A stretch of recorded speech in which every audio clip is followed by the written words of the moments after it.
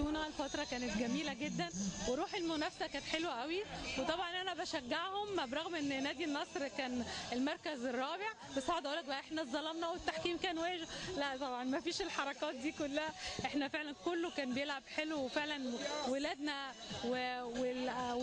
واللاعبين اللي كانوا مشاركين كانوا جمال جدا وروحهم حلوه قوي، واحنا كمان فرحانين ليهم ان هم كسبوا. بطولة كويسة منظمة فيها كوادر كويسة تنفع يعني تستمر في الملاعب فترة أكبر، وإن شاء الله السنة الجاية يكون فيها حاجات كده برضه تفيد الأندية وتفيد أي منشآت رياضية ينفع تحصل فيها رياضات رمضانية والكلام ده كله. عايزة أقول لهم شرفتونا وكان يوم جميل النهارده في الاحتفال بتاعهم وتكريمهم، وعقبال السنة الجاية إن شاء الله. ايه اللي ممكن تقدموه للشباب السنه الجايه ان شاء الله؟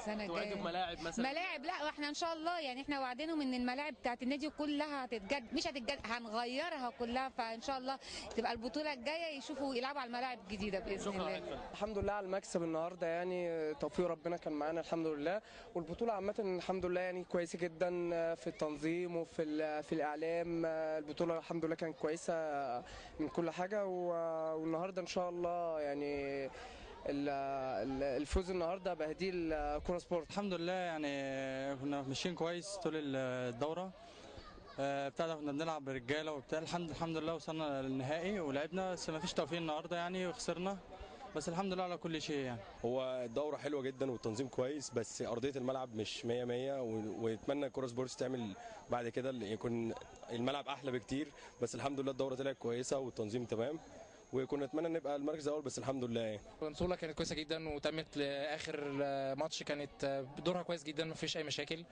والحمد لله يعني احنا بنحمد ربنا احنا ادينا اللي علينا النهارده، ويعني احنا اللعيبه تعبت وعملت كل اللي عليها، والحمد لله ان احنا مبسوطين بالمركز الرابع يعني.